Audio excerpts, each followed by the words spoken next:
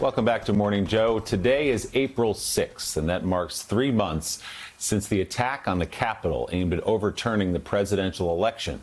A new poll shows more than half of Republicans still believe false information surrounding what happened that day. According to the latest Reuters Ipsos poll, 60% of Republicans believe the election was stolen from Donald Trump. 56% of Republicans surveyed believe the riot, the attack, was led by violent left-wing protesters trying to make the president look bad.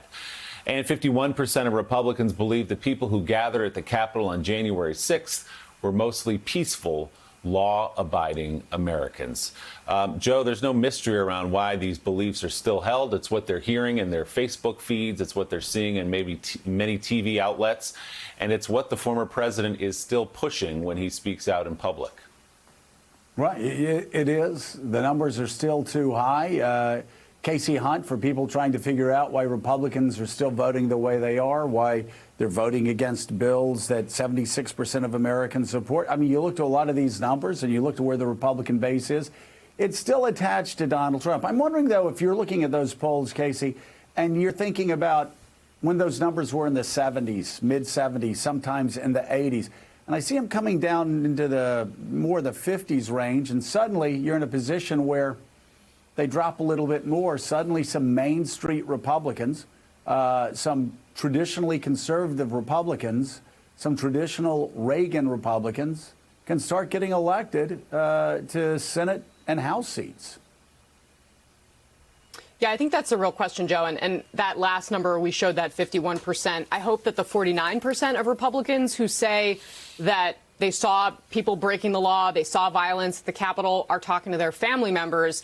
I do think that it is possible that there is something going on that we just haven't picked up yet in the wake of January 6th that could move exactly what you're talking about. And one of the things that I'm watching is there's a House race going on in Texas. It's a special election after the congressman who held that seat unfortunately passed away. And the Republican primary, it's a wide open field, but it's likely this is going to be a Republican seat. There's a runoff, but the candidate who just got the endorsement of the Dallas Morning News is someone who is running explicitly on a platform to restore the Republican Party. They've been endorsed by Adam Kinzinger.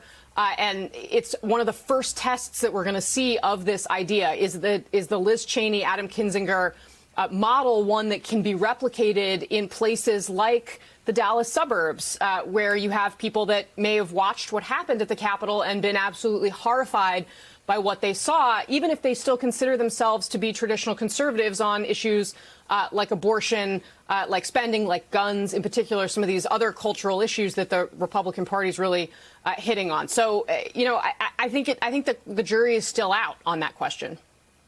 Well, I don't remember the candidate's name, but I was struck, and we need to get a clip of that and play it for our viewers. Michael Still, I was struck that there was a candidate that was a rock-ribbed conservative, whether you're talking about spending, whether you're talking about taxes, guns, immigration. He took pretty hardcore conservative stances.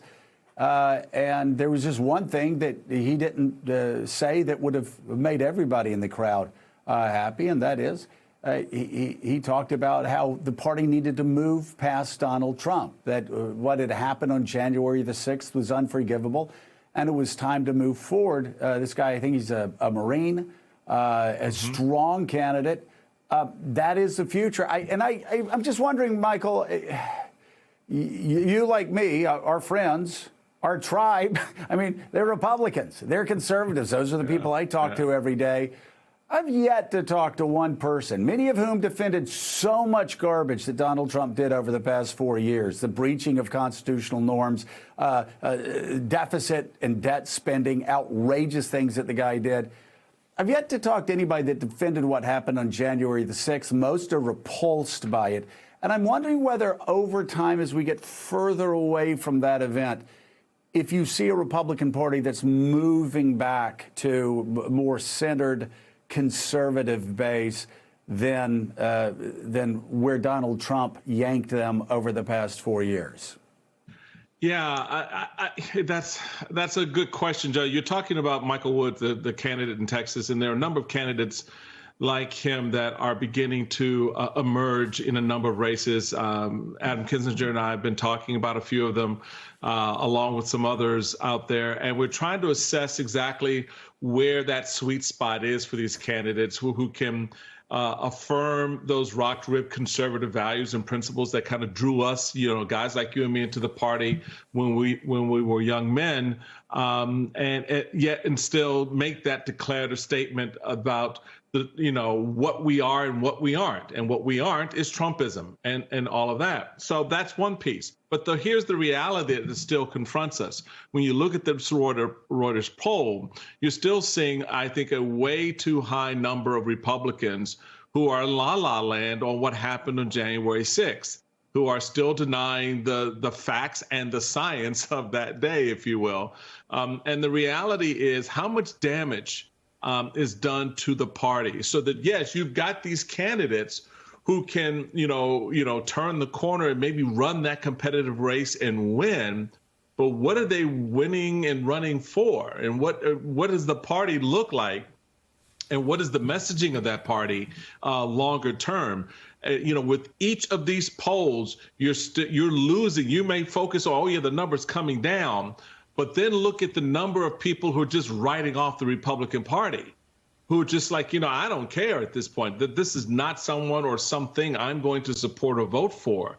So when you get into these tight races next year, those margins will matter. And I know it's something the RNC, the NRCC, and the Senatorial Committee are all concerned about, because there's great exposure there, Joe, for the party writ large. Because, yeah, the numbers may be coming down among Republicans who are now aligning themselves with the rest of America, but the rest of America are moving on past the party, and that could be a real risk. And for the moment, Republicans are sharpening their criticism against major corporations that have pushed back at new voting laws. When we come back, we'll discuss that in 1 minute on Morning Joe. Hey, thanks so much for watching our YouTube channel. You can follow up on today's top stories and breaking news, or catch up on your favorite MSNBC shows all in one place. Download the NBC News app today.